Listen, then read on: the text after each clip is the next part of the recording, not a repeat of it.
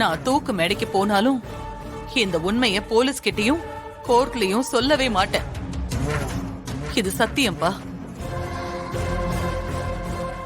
இப்ப கூட உண்மையை உன்கிட்ட சொல்றதுக்கு காரணம் நீ என் மேல வச்சிருந்த பாசம். அம்மா அம்மான்னு என் மேல உயிரிய வச்சிருந்தியே. அம்மா இப்படி பண்ணிட்டாங்களேன்னு மனசளவுல நீ ஃபீல் பண்ணிக்கிட்டே இருப்ப. அதனால இந்த உண்மையை தெரிஞ்சுக்கிட்டா உன் மனசு கொஞ்சம் நிம்மதியாகும்ல. அதுக்காக தான்ப்பா உன்னை தேடி வந்து சொன்னேன்.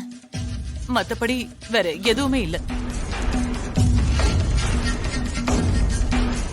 இத பாரு சூர்யா, நீ துர்காவுக்கு போன் பண்ணி அவளை வர சொல்லு. என்ன புடிச்சு ஜெயில போட சொல்லு. என்ன தூக்குலதான் போடுவாங்க. போட்டா என்னப்பா, நான் வாழ்ந்து முடிச்சவ. இருக்க போறது இன்னும் கொஞ்ச காலம்தான். எதுக்காக நான் சங்கடப்படணும்? நான் யாருக்காக கவலைப்படணும்? எனக்கு எதுவுமே தேவையில்லை. என் காலம் முடிஞ்சு போச்சுப்பா. விதி விட்டபடி நான் போய்க்கிறேன். நான் வேணா இங்கேயே உட்கார்ந்திருக்கேன். நீ துர்காவுக்கு போன் பண்ணி உடனே வந்து என்ன கைது பண்ண சொல்லுப்பா. நீங்க சொல்றதெல்லாம் உண்மையா? இதுக்கு மேல நான் என்னப்பா சொல்றது? என் நெஞ்ச பொளந்து காட்டி உள்ள நீதான் இருக்கேன்னு சொல்றதுக்கு நான் ஆஞ்சநேயர் இல்லப்பா. அந்த சக்தியும் எனக்கு இல்ல. நடந்த உண்மைய என்னால சொல்லதான்ப்பா முடியும். அத நம்புறதும் நம்பாததும் உன்னோட இஷ்டம். நான் இப்போ இங்க இருந்து போகட்டுமா இல்ல இங்க இருக்கட்டுமா? நீயே சொல்லுப்பா. இங்க இருந்து போறீங்கன்னா எங்க போவீங்க? எங்கப்பா போவேன்?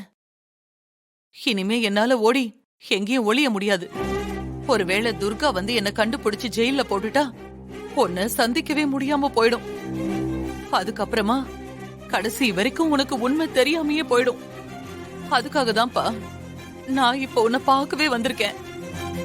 அதனாலதான் உன்கிட்ட எல்லா உண்மையும் நான் சொன்னேன். எனக்கு வயசாயிடுச்சுப்பா. நான் எங்க போனாலும் என்னை விடாம துர்கா என்ன துரத்தி புடிச்சிருவா. அதுக்கு நானே போய் அவகிட்ட சரண்டர் ஆயிடுறேனே. சரண்டர் ஆகிறதுக்கு முன்னாடி உன்னை சந்திச்சு இந்த உண்மையெல்லாம் உனக்கு சொல்லணும்னு எனக்கு தோணுச்சு. நீ நல்லா இருப்பா. உன் குடும்பம் நல்லா இருக்கட்டும். நான் வரட்டுமா?